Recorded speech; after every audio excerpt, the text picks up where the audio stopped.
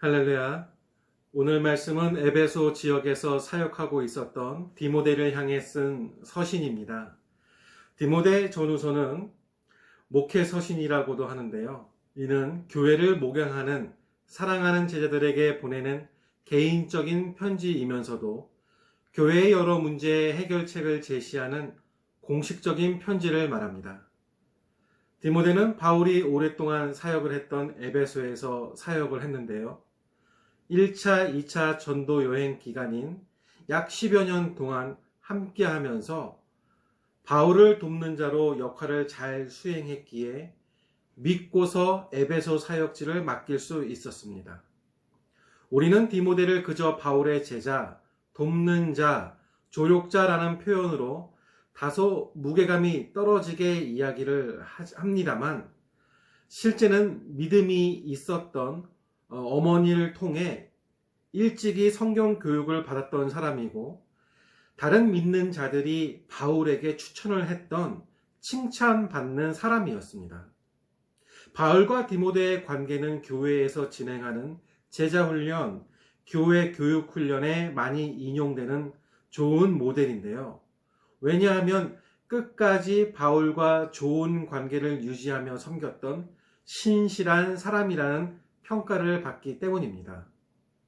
목회자와 성도로 이야기할 수 있겠는데요.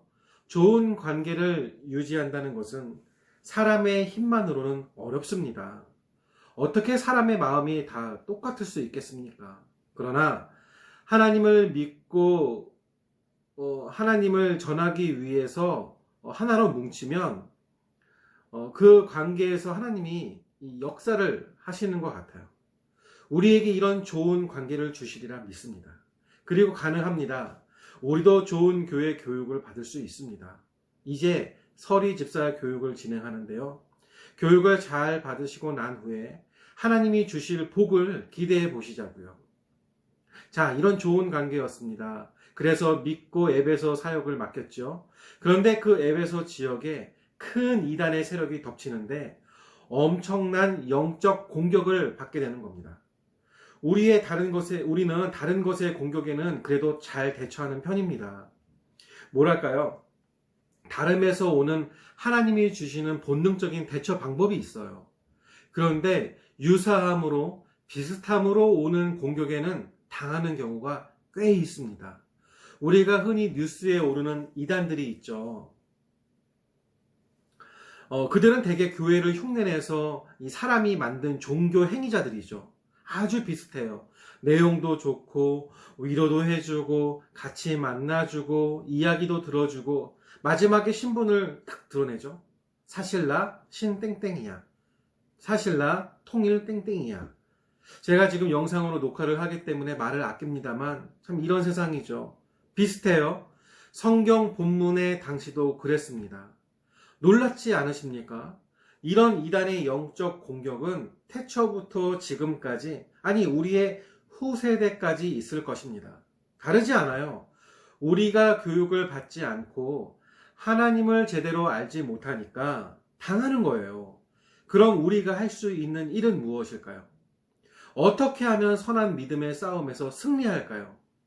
어떻게 해야 우리의 자손들에게 믿음으로 승리하는 승리자의 삶을 물려줄 수 있을까요?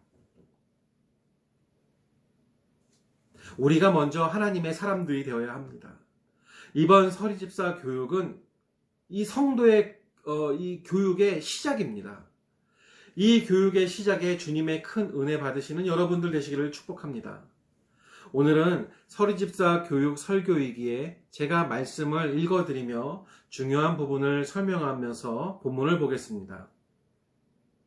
디모데전서 3장 8절 이와 같이 집사들도 정중하고 일구이언을 하지 아니하고 술에 임박히지 아니하고 더러운 일을 탐하지 아니하고 술에 임박하지 아니하고 술을 자주 마시거나 중독되거나 그렇지 않는다는 표현이죠. 디모데 3장 9절 깨끗한 양심에 믿음의 비밀을 가진 자라야 할지니 여기서 깨끗한 양심이란 표현은 때가 묻지 않은 순전한 양심, 하나님만 바라보는 양심, 악을 괴로워하고 하나님의 선한 일을 즐거워하는 양심이라는 표현입니다. 믿음의 비밀이라는 표현은 예수님을 통해 알려진 구원의 계획을 깨달은 자라는 의미입니다. 이에 이 사람들을 먼저 시험하여 보고 그 후에 책망할 것이 없으면 집사의 직분을 맡게 할 것이요. 시험하여 보고라고 했습니다. 동전이 진짜인지 가짜인지 그 함량이 정확한지를 시험할 때 사용하는 언어입니다. 수습 기간을 거쳐 그가 집사로 합당한 사람인지를 교인들로 하여금 판단하게 하라는 의미입니다. 11절이요. 여자들도 이와 같이 정숙하고 모함하지 아니하며 절제하며 모든 일에 충성된 자라야 할지니라. 여기서 여자들도라는 표현은 여자 집사들을 가리키죠. 12절입니다. 집사들은 한 아내의 남편이 되어 자녀와 자기 집을 잘 다스리는 자일지니. 13절이요. 집사의 직분을 잘한 자들은 아름다운 지위와 그리스도 예수 안에 있는 믿음의 큰 담력을 얻느니라. 여기서 아름다운 지위라는 표현은 두 가지 의미를 갖고 있습니다. 천국에서 더 큰 상급을 받게 되리라 라는 의미와 두 번째로 영적으로 더 높은 단계의 사람으로 인정받게 된다는 것을 의미하죠. 그리고 믿음의 큰 담력이라는 표현은 어디서든지 자신이 그리스도인임을 당당하게 말할 수 있는 믿음의 담력, 악한 영과 당당히 맞설 수 있는 믿음의 담력을 의미합니다. 14절이요. 내가 속히 내게 가기를 바라나 이것을 내게 쓰는 것은 만일 내가 지체하면 너로 하여금 하나님의 집에서 어떻게 행해야 할지를 알게 하려 함이니 이 집은 살아계신 하나님의 교회여 진리의 기둥과 터니라. 크도다 경건의 비밀이여 그렇지 않다 하는 이는 없도다. 그는 육신으로 나타난 바 되시고 영으로 의롭다 하심을 받으시고 천사들에게 보이시고 만국에 전파되시고 세상에서 믿음 바 되시고 영광 가운데 올려지셨느니라. 여기서 교회는 진리의 기둥과 터라는 표현이 나오죠. 교회를 이루고 있는 성도들과 집사들이 바로 진리의 기둥과 터라는 뜻입니다. 육신으로 나타나시고 예수님은 본래 하나님이시나 우리를 위하여 대신 십자가에 달리시기 위해 사람이 되셔서 이 땅에 오셨다는 뜻입니다. 성령으로 의롭다 하심을 받으시고 예수님이 의로우신 하나님이시라는 것이 성령을 통하여 우리에게 증명되었다는 것이죠. 천사들에게 보이셨고 천사들과 함께 계신 것을 사람들에게 나타내 보이셨다는 것입니다. 사도행전 6장을 보면 성도들이 늘어나 사도들만으로는 가난한 자들을 돌보는 일들이 너무 많아 어려움을 갖게 되니까 7 집사를 세워 그들에게 교회의 공적인 일, 또 구제하는 일들을 맡기고 사도들은 말씀을 전하고 기도하는 일에 전념하게 됩니다. 그러나 그게 교회의 집사가 세워지게 된 계기죠. 그러나 이런 의도와는 다르게 교회의 감독이나 집사들의 바르지 못한 행동들이 계속 일어나니 바울은 집사의 자격 요건으로 다음과 같은 상황을 권면하는데요. 오늘 말씀에서 4가지를 말합니다. 첫 번째로 착하고 좋은 성품을 가진 자, 품행이 단정하고 신중한 자, 한 입으로 두말하지 않으며 남을 험담하지 않은 자.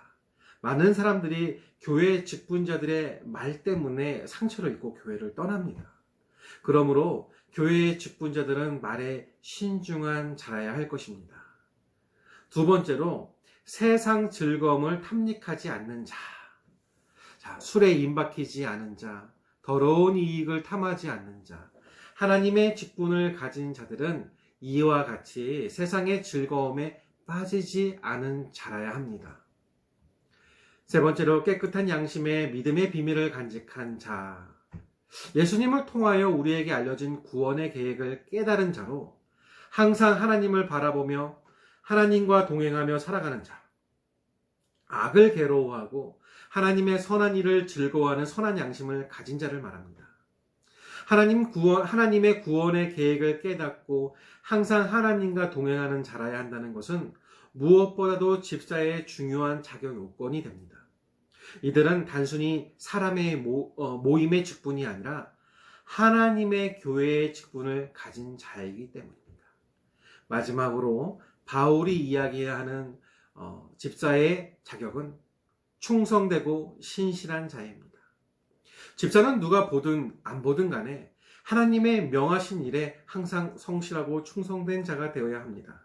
주께서 우리를 위해 십자가에 달리셨으니 우리 역시 주님을 위해 우리의 모든 것을 다해 충성된 자가 되어야 한다는 것입니다. 바울은 디모데에게 이런 자격을 가진 자인지 아닌지 확인하고 집사로 세우라고 했습니다. 그러나 요즘에 많은 교회들은 부흥을 위해 결혼만 하면 무조건 집사를 주는 경향이 있지요. 그러나 집사는 하나님 교회의 아주 중요한 직분이므로 우리가 이 선택에 신중을 기해야겠습니다. 그리고 오늘 말씀은 집사직에 충성된 자에게 주시는 복이 있다고 말씀합니다. 집사직에 충성된 자들은 다음 두 가지의 복을 받게 되는데요. 첫 번째, 아름다운 지위를 얻고, 아름다운 지위를 얻는다는 것은 천국에서 더 큰 상급을 받게 되리라는 것과 영적으로 더 높은 단계의 사람으로 인정받게 된다는 것을 의미합니다. 집사직에 충성된 자는 천국에서 하나님께로부터 큰 상을 받게 된다는 것이죠. 또한 영적으로 더 나은 단계로 올라가는 복을 받게 됩니다. 주께서 그를 더욱 충성된 종으로 인정하신다는 뜻이 되겠습니다. 두 번째로 믿음의 담력을 얻게 됩니다. 어디서든 자신이 그리스도인임을 당당하게 말할 수 있는 믿음의 담력을 얻게 된다는 것이죠. 또한 이 땅에서도 악한 영과 당당히 맞설 담대한 영적 능력자로 세움받게 된다는 것입니다. 악한 영에게 굴복하지 않는 능력의 종이 된다는 말이죠. 그렇기 때문에 우리가 집사직에 충성된 종이 되어야 합니다. 오늘 말씀은 성도들이 진리의 기둥과 터라고 또 우리에게 말씀을 주시죠. 바울은 경건의 비밀을 이야기하다가 이들 집사들이 바로 하나님의 집인 교회이고 집사들이 바로 진리의 기둥과 터를 이루는 자들이다 라고 이야기를 하는데요. 그들을 통해서 복음의 말씀이 세상에 확산되어지고 전파되어지니 이들이 바로 교회이며 이들이 진리의 기둥이고 터라는 뜻입니다. 진리가 세워지고 자라고 성장해가는 터와 기둥이 성도들이고 집사들이라는 뜻입니다. 이것은 집사들이 단순히 교회를 섬기는 일꾼이 아니라는 것을 의미하는데요. 집사들을 통해 진리의 말씀이 세상에 전해지도록 그들이 하나님의 말씀의 비밀을 바로 알게 해야 한다는 것입니다. 그러므로 집사를 세우고 그에 합당한 일을 맡기고 더 이상 맡겨야 하고 교육을 해야 하는데요. 그런 교육과 영적 훈련을 하지 않는다면 그들이 진리의 기둥과 터로 자라지 못하게 된다는 것을 이야기하죠.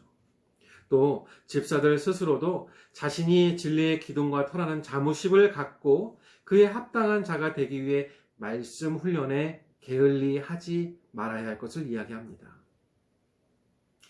장로이건 권사이건 집사이건 간에 교회의 직분을 가진 자라면 그 당신이 바로 진리의 기둥이요 터라는 것을 기억해야 하겠습니다. 그러므로 항상 그에 합당한 자가 되기 위해 말씀 묵상과 기도, 말씀 훈련에 게을리하지 말아야 한다는 것입니다. 이 일을 게을리하면 진리의 기둥과 터가 아니라 교회를 마귀의 기둥과 터가 되게 한다는 것을 잊어서는 안 되겠습니다. 그리고 오늘 말씀은 또 놀라운 경건의 비밀을 우리에게 알려주는데요. 바울은 집사들이 진리의 기둥과 터라는 말을 하다가 놀라운 경건의 비밀인 예수님을 우리에게 알려줍니다. 육신으로 나타나시고 예수님은 본래 하나님의 독생자로 이 천지가 만들어지기 전부터 계셨던 하나님이십니다. 그러나 우리를 대신하여 십자가에 달리시기 위해 사람이 되셔서 이 땅에 오셨죠. 주님이 사람이 되셔야지만 사람의 죄를 대신 짊어질 수 있으므로 사람이 되셔서 이 땅에 오신 것입니다. 성령으로 의롭다 하심을 얻었으며 천사들에게 보이셨고, 그러나 예수님이 하나님이시라고 믿어야만 우리가 구원을 받게 되죠. 예수께서 부활하심으로 스스로 하나님이심을 증명하셨으나 예수님의 부활을 눈으로 목격하지 못한 후대의 사람들 역시 예수님이 하나님이신 것을 믿을 수 있게 된 것은 성령께서 우리에게 증거해 주시기 때문입니다. 성령이 우리에게 주님이 하나님이심을 증명하셨고, 또 주께서 이 땅에 계실 때에 천사들과 함께 하심을 보이셔서 그 시대의 사람들에게 예수님이 하나님이심을 보이셨다는 것입니다. 세상의 모든 나라들 가운데 전파되셨으며 세상이 그를 믿었고 영광 가운데 하늘로 올라가신 분, 이렇게 우리를 구원할 복음의 기초를 다 마련하신 후에 예수님은 500여 명이 보는 앞에서 하늘로 승천하여 올라가셨습니다. 승천하여 올라가신 것은 그분이 본래 계셨던 자리인 하나님의 자리로 복귀하신 것을 의미하죠. 바울은 이런 하나님, 이런 예수님을 우리가 믿고 있다는 것입니다. 그리고 조만간 주께서 다시 오셔서 세상을 심판하실 것입니다. 우리는 그날을 기다리며 항상 주님과 동행하는 삶을 살아야 합니다. 여러분, 초대교회는 목회자와 평신도와의 구분이 없었습니다. 그런데 점차 교회가 복잡해지고 이단을 대처해야 하는 일도 어려워지니 목사를 위한 특별한 교육이 필요해졌고, 이로 인하여 부득이하게 목회자와 평신도와의 구분이 생기기 시작합니다. 교회를 바르게 세우기 위해 목사를 위한 특별 교육을 시키신 건데, 참으로 좀 안타깝지만 목사를 위한 특별 교육을 시키기 시작하여 목회자와 평신도 간의 구별이 생기기 시작하고, 참 그때부터 이 교회 안에서 이런 층이 나누어지기 시작하죠. 평신도라는 말 때문에 자기들은 보통으로 믿어도 된다고 생각하고 영적 훈련을 게을리하게 된 것입니다. 그러나 목회자와 평신도의 구분은 교회와 사회가 복잡해져서 부득이하게 구분한 것일 뿐, 성경에는 그렇게 구분하고 있지 않다는 것을 우리는 오늘 말씀을 통해 기억해야 합니다. 하나님께서 심판하실 때에 목사와 평신도를 따로 구분하지 않으세요. 목사가 하지 않아야 한다면 평신도도 하지 말아야 하고, 목사가 해야 한다면 평신도도 해야 합니다. 그러므로 나는 평신도이니 천천히 해도 된다는 생각을 버리십시오.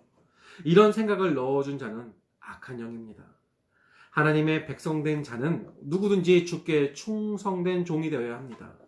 목회자이든 평신도이든 우리 모두가 진리의 기둥이며 터이기 때문에 그렇습니다. 말씀을 정리합니다. 오늘 집사에 대해 말씀을 나눴습니다. 집사란 단어가 어떻게 다가오십니까?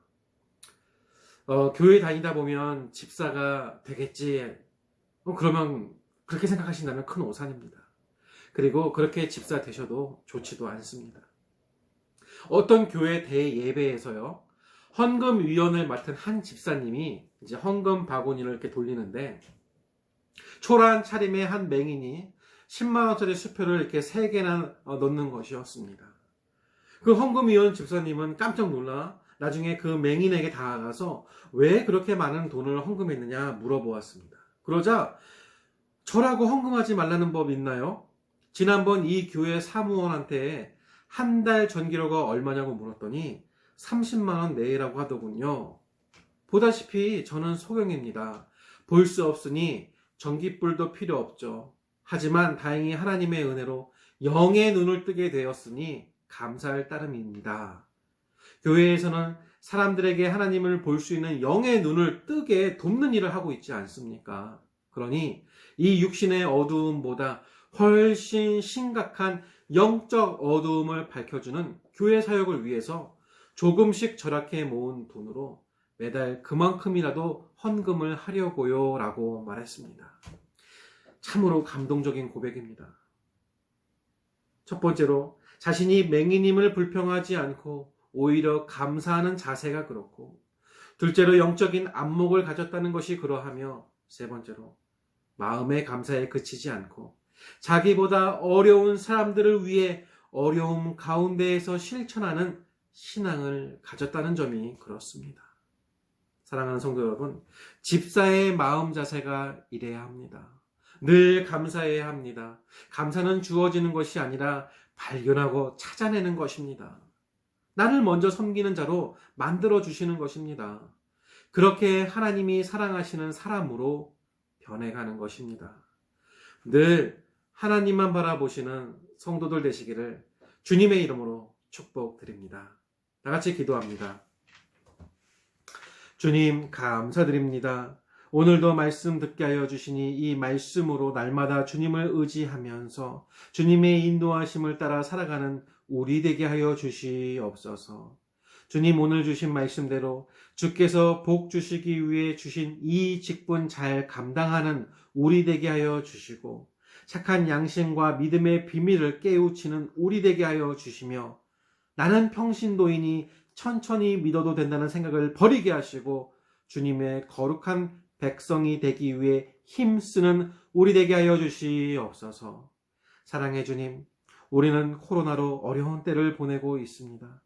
저희 교회가 위치한 용인에서 또 확진자가 많이 나와 이 지역의 민심이 많이 어렵사오니 우리와 우리의 가족을 이 코로나19로부터 지켜주시고 지혜롭게 이 때를 지나가게 하여 주시옵소서. 주님, 오늘 예배 시간의 말씀에 따라 헌금을 하나님께 드리게 하시오니 감사드립니다. 하나님께 드린 손길 위에 축복하사 우리의 성도들의 사업과 가정에 근심과 걱정을 물리치시고, 이 시간 정성껏 드린 헌금이 교회에 필요한 곳에, 하나님께서 일하시는 곳에 잘 사용되어질 수 있도록 지혜를 허락하여 주시옵소서. 하나님께서 주신 것 하나님께로 드리는 믿음 주셨으니 그에 합당한 복 주실 줄 믿사오며, 하나님이 주신 큰 기쁨으로 살아가는 성도 되게 하여 주실 줄 믿사오며, 이제는 주 예수 그리스도의 은혜와 하나님의 사랑과 성령의 교통하심이 오늘 예배를 함께 드린 바라본 교회 성도들 위해, 각 지역 코로나 현장에서 수고하시는 의료진과 공무원들, 봉사자들 위해, 선교지의 수많은 선교사님들과 선교 현장 위에, 그리고 교회가 힘쓰고 애쓰는 모든 일 위에 이제로부터 영원토록 주의 은혜가 함께 있을지어다. 아멘.